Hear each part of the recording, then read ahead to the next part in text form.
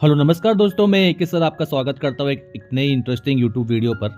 आज की वीडियो में हम डिस्कस करने वाले हैं इम्पॉर्टेंट ऑब्जेक्टिव। ये इम्पॉर्टेंट ऑब्जेक्टिव की एक सीरीज में लेकर आ रहा हूँ, राइट। चैप्टर वाइज जो है इम्पॉर्टेंट ऑब्जेक्टिव आज हम डिस्कस करने वाले हैं, राइट। अभी इसमें एजेंडा ये रहेगा कि हमने चैप्टर के पीछे, ठीक है ना, टेक्स्ट बुक के पीछे जो अपना ऑब्जेक्टिव वगैरह है वो तो कवर किए ही किए, साथ साथ में जो बोर्ड में आए हुए, राइट, बोर्ड में जो आए हुए हैं उसको भी मैंने जो है कवर किया हुआ है। उसको अगर इतना भी आपने ये कर लिया, राइट, तो आराम से आप जो है ऑब्जेक्टिव को क्रैक कर सकते हो, जो कि 20 मार्क का आता है, राइट। ठीक है ना, तो आप इसको आराम से आप जो है देखो, समझो, ठीक है ना, समझ के हम लोग करेंगे। ठीक है, चलिए शुरू करते हैं। देखिए, जैसे कि आपको स्क्रीन पर दिख रहा है बच्चा, chapter number 1 principal of management OCM का, ठीक है ना। तो इस पे हमको देखो फर्स्ट हमने लिया, इसमें हम लोग आंसर इन वन सेंटेंस को छोड़ के सारे ऑब्जेक्टिव हम लोग जो है कवर करेंगे, राइट। सेक्शन ए की अगर बात करें तो यहाँ पे select the correct answer from the option below आ रहा है एंड रीराइट द स्टेटमेंट। जैसे कि आपको पता ही है कि हमको ये वाला अगर क्वेश्चन आता है, राइट, तो हमको ये आंसर, हमको क्वेश्चन लिख के फिर से उसके अंदर आंसर लिखना है, फिल इन द ब्लैंक्स है बेसिकली, राइट। ठीक है ना, फर्स्ट क्वेश्चन आ रहा है इसमें, देखो ये टोटल में थोड़े से जो है ज़्यादा है, तो आपको मैं एक एक करके एक बार फटाफट रीड कर लूँगा मैं, ठीक है ना, और थोड़ा एक शॉर्ट में समझा भी दूंगा आपको, थोड़ा एक रफ आइडिया हो जाएगा। इसको खाली एग्ज़ाम के जो है 2-3 दिन पहले, राइट, हमारा 15 को पेपर रहेगा, राइट ना, ठीक है ना, तो पेपर उसके पहले थोड़ा सा जो है आप रिवाइज कर सकते हो, राइट। चलो देखिए, फर्स्ट पॉइंट जो आ रहा है, फर्स्ट क्वेश्चन जो आ रहा है, principle of management are based for taking dash, ठीक है ना, principle of management are based for taking dash. देखो आपके सामने ऑप्शन तो 3 ऑप्शन दिए हैं आपके, ऑर्डर, रेम्यूनरेशन, डिसीजन। तो इसका आंसर क्या है? डिसीजन, क्योंकि प्रिंसिपल मैनेजमेंट हमेशा जो है डिसीजन के ऊपर ही रहता है, राइट। फर्स्ट क्वेश्चन हमारा आ गया, ठीक है। और ठीक है, देखो सेकंड क्वेश्चन की जैसे कि मैं आपको बता रहा था कि बोर्ड एग्जाम में जो आए हुए क्वेश्चन उसको भी हमने लिए हुए, तो आपको एक एक्स्ट्रा बेनिफिट हो जाएगा। टेक्स्ट बुक के अलावा भी आपके जो क्वेश्चन रेडी हो जाएंगे, तो आपको 20 मार्क का कोई भी टेंशन लेने की बात नहीं है, ठीक है। सेकंड क्वेश्चन लिखा हुआ है, management principle influence dash. Management principle किसको इन्फ्लुएंस करता है, किसको इफेक्ट करता है, राइट, वो बताता है ह्यूमन बिहेवियर के बारे में, राइट। कि देखो यहाँ पे आंसर लिखा हुआ है, ह्यूमन बिहेवियर, ऑर्गेनाइजेशन, गवर्नमेंट। ये मार्च 18 में पूछा गया है, राइट। चलो ये भी हो गया अपना, ठीक है। इसका आंसर देखो सामने यहाँ पे लिखा हुआ है, राइट, ये सामने सब आंसर इसके, और यहाँ पे क्वेश्चन है, राइट। चलो नेक्स्ट क्वेश्चन देखते हैं, management principle are the principles are the principle of dash science, ठीक है ना। अब साइंस की यहाँ पे बात की तो यहाँ पे देखो, यहाँ पे लिखा हुआ है एब्स्ट्रैक्ट, सोशल एंड प्योर। तो ऑब्वियसली मैनेजमेंट प्रिंसिपल जो है वो सोशल साइंस से रिलेट करता है, आपको भी हमने जो है टेक्स्ट बुक में पढ़ा ही है इसका आंसर, ठीक है। तो थर्ड का आंसर भी हमारे सामने आ गया, ठीक है ना। आप एक बार जो यहाँ पे आंसर मत देखो, राइट, आप जो एक बार खुद से भी कोशिश करो, देखो आपको क्लिक हो रहा है कि नहीं हो रहा है, ठीक है। देखिए नेक्स्ट क्वेश्चन आ रहा है, management dash are set of rule that guide the manager to manage an organisation. Management dash कौन सा रूल है कि सेट ऑफ रूल्स है, ऐसा कौन सा सेट ऑफ रूल्स है जो गाइड करता है मैनेजर को मैनेज करने के लिए ऑर्गेनाइजेशन में। ऑब्वियसली क्या रहेगा यहाँ पे management theory are the set of general rules, ठीक है ना। यहाँ पे बहुत बच्चों को लग रहा होगा प्रिंसिपल नहीं आएगा, यहाँ पे थियरीज आएगा। देखो यहाँ पे आंसर में भी लिखा हुआ है थियरी, कि management theory are the set of general rules that guide the manager to manage organisation. Fifth question पे हम आते हैं, right, dash propose 14 principle of management in his famous book. देखो 14 प्रिंसिपल जैसे ही आपको दिमाग में रखेगा, आपको सीधा क्लिक होगा हेनरी फ्योल। इसका तो आग बंद करके भी आंसर आप लिख सकते हो। 14 प्रिंसिपल आया हेनरी फ्योल, हेनरी फ्योल आया 14 प्रिंसिपल, बस। नेक्स्ट आ रहा है, Henri Fayol is called as father of modern management. ये तो आपके टेक्स्ट बुक में डेफिनेशन के नीचे आप लिखा होगा, राइट, उसके अंदर अपना जो है इंट्रोडक्शन के पार्ट के अंदर ये, राइट। और ये देखो Feb 20 और 18 में जुलाई में भी आया हुआ है बहुत बार, राइट। टेक्स्ट बुक के अलावा भी क्वेश्चन मैंने लिए हुए, राइट, ठीक है। हम उसको डिस्कस करें ताकि आपको कॉन्फिडेंट बिल्डअप हो जाए, ठीक है। 7th क्वेश्चन है, principle of dash is based on a place for everything and everything on is place. कौन सी चीज़ ऐसी है जो a place for everything and everything in is place, सही जगह पे और सब चीज़ सही जगह पे होनी चाहिए। ऑब्वियसली प्रिंसिपल ऑफ ऑर्डर का मतलब वही बताया था कि सब चीज़ अपनी जगह पे होनी चाहिए, उसी का मतलब है प्रिंसिपल ऑफ ऑर्डर, ठीक है। एक और बोर्ड में एग्जाम में जो आया हुआ है Feb 19 में आया हुआ है, according to the principle dash all employees should be given the same treatment. Same treatment किसके प्रिंसिपल के अकॉर्डिंग आएगा, किसके प्रिंसिपल के according? Obviously same treatment equity. Equity हमारा प्रिंसिपल ऑफ इक्विटी का मतलब भी हुआ है कि इक्वल ट्रीटमेंट देना ऑल दी एम्प्लॉयज़ को। ठीक है ना, आई होप कि समझ में आ रहा रहेगा। ठीक है, देखो यहाँ पे लिखा हुआ है next, members of organisation should receive order from dash. ये टी मतलब यहाँ पे टेक्स्ट बुक वाला क्वेश्चन है, राइट, ये मार्च 22 में आया हुआ है। मेंबर्स ऑफ ऑर्गेनाइजेशन किससे ऑर्डर रिसीव करेंगे? ऑब्वियसली मेंबर्स ऑफ ऑर्गेनाइजेशन हमेशा एक सुपीरियर का मतलब होता है बॉस, राइट, वन बॉस से ऑर्डर रिसीव करेंगे। ओके, 10th क्वेश्चन पे आते हैं, according to the principle of dash there must be a proper balance between centralisation and decentralisation in the organisation. ठीक है ना, principle of balance, principle of dash that mean proper balance between, देखो ये नाम में क्वेश्चन में answer लिख दिया बच्चा यहाँ पे, सेंट्रलाइजेशन और डिसेंट्रलाइजेशन के बीच में बैलेंस होना चाहिए, ऐसा कौन सा प्रिंसिपल है? तो इसके रिलेटेड आपको दिखना है। ठीक है ना, मैचिंग दिख रहा रहेगा आपको, तो इसका आंसर ऑब्वियसली क्या है? Centralisation, principle of centralisation. ठीक है, चलो आप भी साथ साथ में सॉल्व करने की कोशिश करते रहो। Scalar chain means hierarchy of dash from top level to lower level of the purpose of communication. Scalar chain का मतलब क्या होता है? हायरार्की ऑफ, ठीक है ना, हायरार्की ऑफ अथॉरिटी। अथॉरिटी मतलब जिनके पास पावर है, राइट, उनका जो है टॉप लेवल से लोअर लेवल जो है वो फ्लो होता है। हायर स्केलर चेन का आपको डायग्राम याद होगा, वो गैंग प्लैंग वाला, राइट, ये भी टेक्स्ट बुक का क्वेश्चन है। ठीक है, डन। 12 पे आते हैं हम लोग, spirit the corps means dash is strength. Spirit the Corp का मतलब ऑब्वियसली आपको पता ही, हमने पढ़ा है 14 प्रिंसिपल में, उसका मतलब है यूनिटी। बहुत ही बेसिक सा सवाल है, एकदम ईजी है, हो गया। नेक्स्ट आ रहा है, Prince dash introduce the concept of mental revolution. Mental revolution ये एक प्रिंसिपल है, राइट, और जो कि हमने पढ़ा था FW टेलर में। ठीक है ना, वन ऑफ द प्रिंसिपल है FW टेलर का मेंटल रिवॉल्यूशन। मतलब क्या था इसमें कि एम्प्लॉय का मेंटली मतलब क्या, उसका attitude towards the work change करना है हमको, राइट, पॉजिटिव एटीट्यूड उसका जो है क्रिएट करना है, उसको बोलेंगे हम लोग मेंटल रिवॉल्यूशन। नेक्स्ट आते हैं, dash was regarded as the father of scientific management. Again जैसे हेनरी फॉल का देखा हमने, वो मॉडर्न मैनेजमेंट का था, ये साइंटिफिक मैनेजमेंट कौन होगा? FW Taylor. ये देखो अक्टूबर 21 में आया हुआ है, राइट। चलो उसके बाद में, Taylor recommended total dash foreman to control the various aspect of production. ठीक है ना, आपको याद होगा कि हमने इसमें फोरमैन के अंदर देखा है, तो वहाँ पे टोटल फोरमैन का मतलब वर्कर होते हैं। ठीक है ना, दैट टोटल की बात की तो यहाँ पे 8 फोरमैन के बारे में बात की थी, याद होगा आपको, राइट। 8 फोरमैन के बारे में रिकमेंड किया टेलर ने कि अलग अलग एक्सपेक्ट प्रोडक्शन के अंदर कितने फोरमैन लगेंगे, तो 8 नंबर आएगा। सेकंड लास्ट आ रहा है, dash tells how work move from one machine to other. ठीक है ना, dash tells how work move from one machine to another. क्या लिखा हुआ है? मशीन से एक मशीन से दूसरे मशीन में कैसे चेक होगा, उसको बोलेंगे हम लोग रूट क्लर्क। ठीक है ना, और लास्ट आ रहा है, Taylor suggested dash piece wage system. ठीक है ना, टेलर ने कौन सा वेज रेट सिस्टम बताया था वर्कर के लिए? डिफरेंशियल। ये अपने आंसर का ही पार्ट है, राइट। ऐसे करके अपना fill in the blanks first chapter का हो जाता है, तो आप इतना भी करोगे तो भी काफ़ी रहेगा। ठीक है ना, बढ़ते हैं हम अपने नेक्स्ट मैजर कॉलम में, राइट। यही बहुत ईजी है, राइट। मैजर कॉलम की अगर बात करें तो chapter number 1 principal of management की है, तो ग्रुप ए ग्रुप बी दिया हुआ है। हेनरी फ्योल यहाँ पे दिया हुआ है, हेनरी फ्योल। ठीक है ना, principle of unity of direction, principle of management, scientific management theory, functional organisation. तो हेनरी फ्योल का क्या होगा? हाँ, हेनरी फ्योल का दिख रहा है आपको क्या होगा?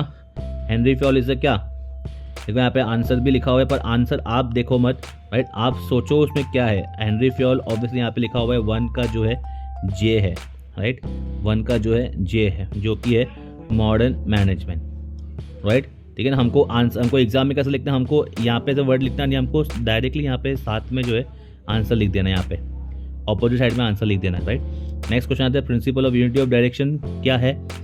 कि principal of unity of direction क्या मिलेगा अपने को? मिलेगा 1 head 1 plan. Unity of direction का मतलब ये होता है 1 हेड 1 प्लान, 1 बॉस 1 प्लान। ठीक है ना, चलो आ जाओ। उसके बाद में आ रहा है प्रिंसिपल ऑफ मैनेजमेंट की बात करें। प्रिंसिपल मैनेजमेंट का मतलब क्या है? जो कि होता है वो जनरल गाइडलाइंस होता है, जनरल गाइडलाइंस होता है, जो कि यहाँ पे डी आ गया, दिख रहा है। देखो फोर्थ जो है साइंटिफिक मैनेजमेंट थियरी, ये बोर्ड में पूछा हुआ है 22 में, राइट। इसका क्या बनेगा, साइंटिफिक मैनेजमेंट थियरी क्या बनेगा, फोर्थ का जो है वो FW टेलर ने दिया है। साइंटिफिक मैनेजमेंट जो है वो FW टेलर ने दिया हुआ है। फंक्शनल ऑर्गेनाइजेशन जो है वो क्या चीज़ है, ठीक है ना। फंक्शनल ऑर्गेनाइजेशन की अभी हम लोगों ने अभी बात की थी, वो है 8 फोरमैन के बारे में बात किया था, राइट, जिसमें हमने रूट क्लर्क, रूट क्लर्क, इसमें अपने फ्लोर क्लर्क ये सब देखा था हमने, राइट, आपको याद होगा। फर्स्ट लिस्ट अपना मैच द कॉलम खत्म। सेकंड पे आते हैं, तो 2 रिपीट हुए बोर्ड एग्जाम में।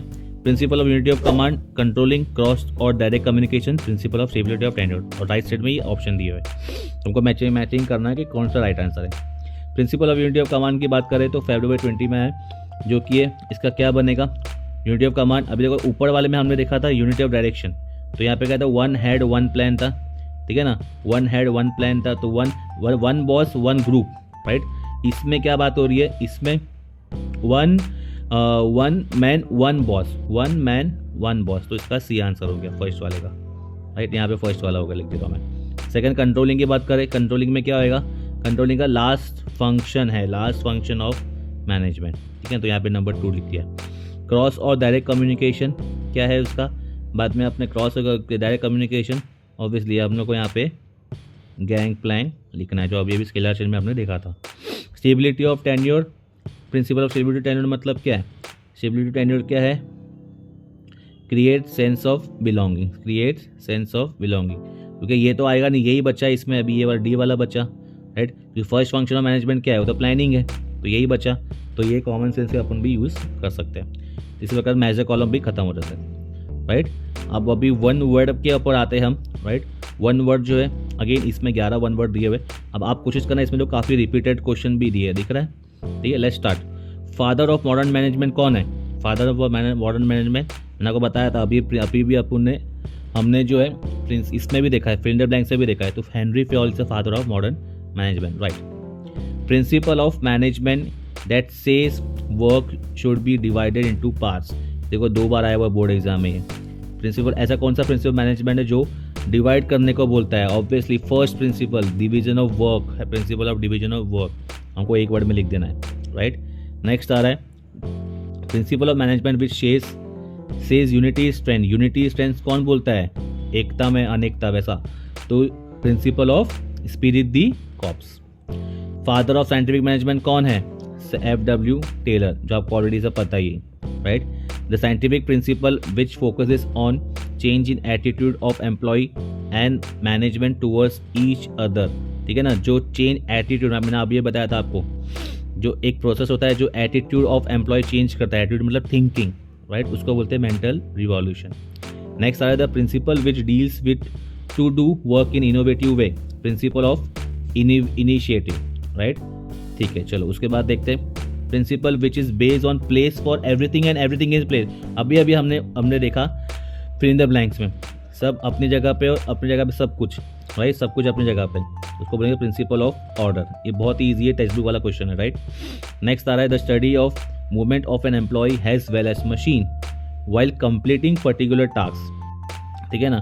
वाइल मूवमेंट एक वर्ड आ गया बच्चा, तो यहाँ पे मूवमेंट ऑफ एम्प्लॉय, तो मतलब क्या, वो मोशन स्टडी की बात कर रहा है, राइट, मोशन स्टडी की बात कर रहा है। The study of movement of employee के मूवमेंट की बात हो तो वो मोशन स्टडी की बात कर रहा है। एक वर्ड अपने को पकड़ना रहेगा, जैसे आपने यहाँ पे मैंने मूवमेंट और ऑफ एम्प्लॉय पकड़ लिया, तो मैंने मोशन स्टडी लिख दिया। नेक्स्ट आ रहा है the technique of observing and recording the time required by employee to the complete the task, time यहाँ पे आ गया, टाइम रिक्वायर्ड बाय एम्प्लॉय आ गया, तो ऑब्वियसली क्या बनेगा, टाइम स्टडी, ठीक है ना। देन नेक्स्ट आ रहा है, सेकंड लास्ट आ रहा है study consist of an organise system and critical assessment of various activity, work study, देखो यहाँ पे लिखा हुआ है, यहाँ पे study of consist organise system लिखा हुआ है, तो असेसमेंट लिखा हुआ है, तो ये वर्क स्टडी आ जाएगा। ये सब चीज़ आप जो है एक बार अच्छे से देख लो, right. The foreman at implementation level who ensure the work is completed in specific time, speed boss, yes, ये इंपॉर्टेंट है, ये अच्छे से, ये 3 जो है इस बार के लिए 3 जो है इंपॉर्टेंट रख लेना, राइट, इसको स्टार मार्क कर लेना, अच्छे से इसको देख लो, राइट।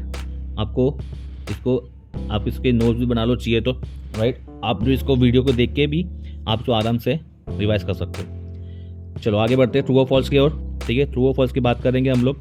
तो state whether following statement true और फॉल्स, सिर्फ ट्रू और फॉल्स देखना है हमको, ठीक है। टेक्सचुअल के क्वेश्चन के अलावा मैंने एक्स्ट्रा क्वेश्चन भी लिए हुए। तो principle of management are universal in nature, universal nature होता है प्रिंसिपल मैनेजमेंट, और फिर सब जगह एप्लीकेबल होता है। यूनिवर्सल मतलब सब जगह एप्लीकेबल है। तो सर ठीक है, ट्रू है। The management principle are applied differently under different situation, management principle बनाया है इसीलिए क्योंकि अलग अलग डिफरेंट सिचुएशन में डिफरेंटली काम करें। सर ठीक है, ट्रू है ये भी।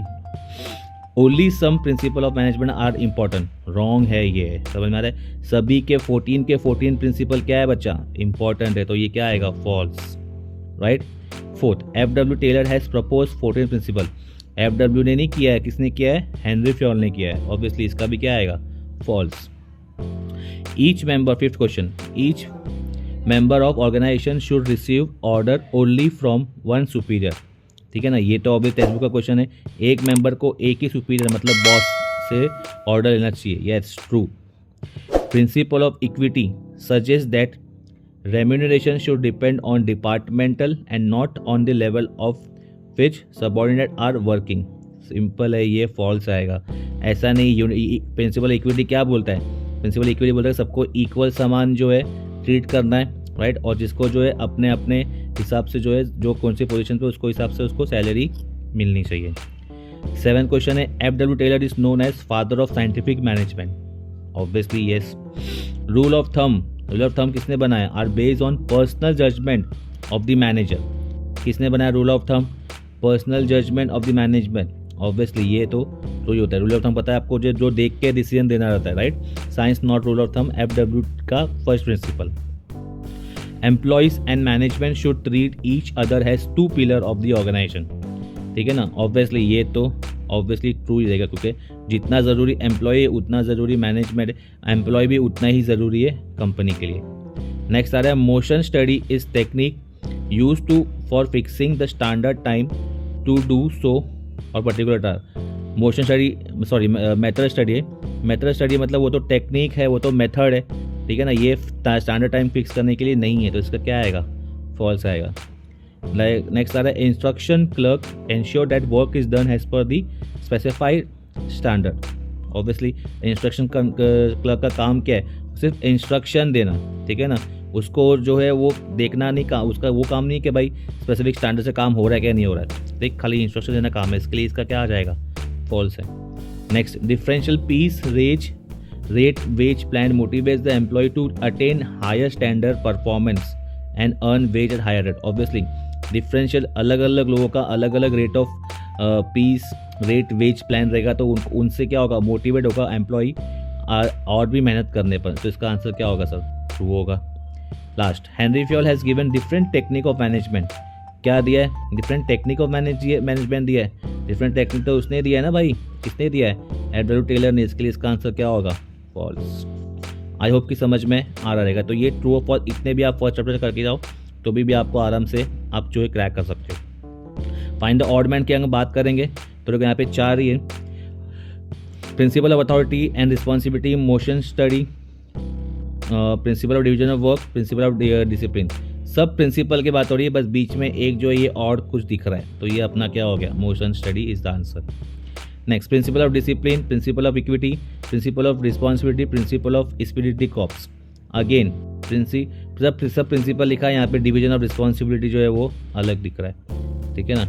Next, fatigue study, principal of unity of command, work study, motion study, सब स्टडी है यहाँ पे, पर यहाँ पे ये एक चीज़ अलग दिख रहा है, principle of unity of command, जो चीज़ अपने को और दिख रहा है, अलग दिख रहा है, उसको ही बोलते हैं odd one, right. Speed boss, gang boss, root clerk, inspector, ठीक है ना। तो यहाँ पे ये सब चीज़ जो है अपना वो जो 8 वाले में था उसमें ये चीज़ यहाँ पे निकल जाएगा, राइट। चलो ऑड वन आपको आई थिंक आ गया रहेगा। चलो कंप्लीट सेंटेंस की बात करेंगे, राइट। उसके बाद में करेक्ट और इनकरेक्ट की बात करेंगे, राइट। कंप्लीट सेंटेंस की बात करेंगे तो यहाँ पे देखो फर्स्ट लिखा हुआ है, एक तरह से ये फिल इन द ब्लैंक्स ही है। Management principle are form to guide and influence the dash of the employees, किसके बारे में बात हो रही है, मैनेजमेंट प्रिंसिपल किसके लिए बना है, इन्फ्लुएंस किसको करना है, एम्प्लॉय के बिहेवियर को इन्फ्लुएंस करना है, उनके बिहेवियर पैटर्न को सुधारना है। Next question, authority always comes with dash, authority always comes with responsibility, authority and responsibility अपना second principle. Third, principle of unity of dash state that there should be one head one plan in every organisation. Principle of unity of कौन सा बताता है कि one plan, one head one plan होना चाहिए, एक बंदा एक ग्रुप की बात सुननी चाहिए, राइट। तो वो क्या है, डायरेक्शन। नेक्स्ट क्या बता रहे हैं, dash refer to concentration of power and authority. किसके पर क्या रिफर, कौन ऐसा क्या है जो रिफर कर रहा है पावर और अथॉरिटी का, क्या है अपना सेंट्रलाइजेशन, ठीक है ना। सेंट्रलाइजेशन के पास मतलब क्या है, उसका मतलब एक ही लोग जो एक ही बॉस जो है वो सेंट्रलाइजेशन पावर ओन करता है। नेक्स्ट आ रहा है job security minimise dash employees dash ratio. Obviously turnover मतलब एम्प्लॉय छोड़ के जाएंगे नहीं जॉब, सिक्योरिटी जॉब, अगर जॉब की सिक्योरिटी मिल जाएगी तो। Before assigning the work to available work force proper dash should be done by the management. Work study, proper work study, work क्या है उसको पहले सब कुछ पहले बताना पड़ेगा। नेक्स्ट आ रहा है the study of dash and the steps to reduce it is very important to maintain the operational efficiency of employee. Obviously क्योंकि रिड्यूस इज वेरी इंपॉर्टेंट, तो यहाँ पे क्या आएगा, फटीग आएगा, ठीक है ना। यहाँ पे लिखा है देखो ये वाला आंसर, ठीक है। Second last, the 8 foremen recommended by Taylor to control various aspects of production are categorized into planning level and dash level, implementation level। Planning करना है और उसको इम्प्लीमेंट करना है, ठीक है ना। जो 8 foremen का कैटेगरी की बात हुई थी, प्लानिंग लेवल था, बाद में 4 प्लानिंग में थे फोरमैन और 4 इम्प्लीमेंट में थे। लास्ट आ रहा है dash foreman ensure that the work is done as per the specified standard inspector, ठीक है ना। इसको अच्छे से एक बार आप रिवाइज कर लेना, ठीक है। लास्ट टॉपिक आ रहा है अपने लिए, यहाँ पे ये क्या लिखा हुआ है आओ समझते हैं। Correct the underline word and read at the following sentence. अभी इसमें कैसे दिया है बच्चा, इसमें हमको जो अंडरलाइन किया हुआ जो वर्ड है उसको हम लोग को जो चेंज करना है, बाकी हमको पूरा सेंटेंस हैज इट इज लिखना है, राइट। ये बहुत बार बच्चे जो है पूरा अलग ही लिख के आते हैं, इसमें वैसा लिखना नहीं है, राइट। चलो उसको देखते हैं इसमें क्या लिखा हुआ है, आओ। Management principle are to be practise one by one to get best result in the form of achievement of predefined goal. 1 by 1 लिखा हुआ है, ठीक है ना। तो ऑब्वियसली मैनेजमेंट प्रिंसिपल और प्रैक्टिस 1 by 1 नहीं होता है, मैनेजमेंट प्रिंसिपल जो है वो साइमल्टेनियसली करना पड़ता है, मतलब एक के बाद एक, डिपेंड करता है कि सिचुएशन कैसा है, राइट। तो मैनेजमेंट प्रिंसिपल और प्रैक्टिस साइमल्टेनियसली 1 by 1 को हम लोग ने रिप्लेस कर दिया और फिर से रीराइट कर दिया। आपकी समझ में आ रहा रहेगा, ठीक है। नेक्स्ट क्वेश्चन देखते हैं। Management technique are applied differently under different condition, right. यहाँ पे क्या लिखा हुआ है, management technique are applied differently under different condition. Management technique are applied differently नहीं होता है, management principles are applied differently and different condition. Technique की बात नहीं, और ये मैनेजमेंट प्रिंसिपल को अप्लाई करते हैं अलग अलग कंडीशन में। Henri Fayol is called as father of traditional management, कुछ नहीं, ये तो नहीं है, right. Father of modern management बोला गया हेनरी फ्योल को, हमको ट्रेडिशंस को रिप्लेस करना है मॉडर्न से, सिंपल है। नेक्स्ट बताया security in job always affect adversely on efficiency of employee. Security in job always affect adversely on efficiency of employee. Security जो है, सिक्योरिटी मतलब जॉब को सिक्योरिटी मिल रहा है वैसा, और एडवर्सली इफेक्ट हो रहा है वैसा नहीं है। इनसिक्योरिटी होती है जॉब में, तो उसका जो है हमेशा एम्प्लॉय के एफिशिएंसी के ऊपर डिपेंड करता है कि अगर एम्प्लॉय को लगता है कि ये कंपनी मुझे निकाल देगी, ठीक है ना, तो वो उसके जॉब में हमेशा एक डर रहता है, इसके लिए अपने उसके काम में भी वो इफेक्ट दिखता है। नेक्स्ट बता रहा है spirit de corps mean division in strength. Division spirit corps का मतलब क्या था, स्पिरिट कॉप का मतलब है यूनिटी, डिवीजन को अपने को रिप्लेस करना है यूनिटी से। नेक्स्ट बता रहा है each member of organisation should receive order from only one subordinate. Each member should order receive from only one superior. Subordinate तो एम्प्लॉय हो गया, राइट, और सबऑर्डिनेट से नहीं, हमको सुपीरियर से ऑर्डर लेना है, राइट, और सबऑर्डिनेट तो ऑर्डर लेगा, देगा नहीं, right. Next centralisation, decentralisation means concentration of power and authority at specific position. Decentralisation मतलब पावर बांटना, और पावर अगर एक हाथ में होता है तो उसको बोलते हैं हम लोग सेंट्रलाइजेशन, राइट। सेम खाली देखो ये वर्ड पे मैंने रिप्लेस किया हुआ है, बाकी रेस्ट इज सेम। नेक्स्ट बता रहा है gang plank refers to hierarchy of authority and organisation for a purpose of communication. Gang plank जो है, गैंग प्लैंग नहीं है, गैंग प्लैंग तो नाम दिया है, स्केलर चेंज को जो है हम लोग रिफर करते हैं hierarchy of authority, right. Next principle of mental revolution. Focus on change in attitude of employee and customer towards each other. Principle of mental revolution focus, mental revolution focus करता है attitude of customer, employee and customer का। Employee and customer से कोई लेन then he नहीं है, यहाँ पे management की बात हो रही है। तो principle of management they focus on change in attitude of employees and management towards each other. मतलब एम्प्लॉय और मैनेजमेंट के बीच का जो है बेसिकली जो थिंकिंग है वो चेंज होना चाहिए आपस में। और लास्ट पॉइंट आ रहा है speed boss determine the time in which work should be completed and work out the cost. वो नहीं है, स्पीड बॉस नहीं है, यहाँ पे टाइम और कॉस्ट क्लर्क डिटरमाइन करता है time in which work should be completed and work out the cost. ठीक है बच्चों, तो ये था अपने फर्स्ट चैप्टर से अपना ऑल सब कुछ ऑब्जेक्टिव। इसको एकदम थॉरली एक बार रिवाइज कर लो, ठीक है ना। यहाँ तक आपने वीडियो देखी तो वीडियो को एक लाइक करो, अगर चैनल को सब्सक्राइब नहीं किया तो सब्सक्राइब कर लो, क्योंकि इसी तरह के वीडियो आपको आगे मिलते रहेंगे, राइट। और चैप्टर 1 आ गया, चैप्टर 2, 3, 4, 5, 8 तक जो है पूरे वीडियो में आपको इंपॉर्टेंट चैप्टर्स के ऑब्जेक्टिव के लेके आके पूरे दूंगा, आपको यहाँ पे सॉल्व करा के दूंगा, ठीक है ना। आप इसको नोट डाउन कर सकते हो, राइट। मेरे साथ में सॉल्व भी कर सकते हो ताकि आपको एक कॉन्फिडेंट मिल सके और एग्जाम में 20 मार्क अच्छे से अपने पास जेब में आ सके। तो इसी के साथ अपन मिलते हैं अपनी ऐसी किसी अच्छी वीडियो में। Till then bye bye, take care, जय हिंद।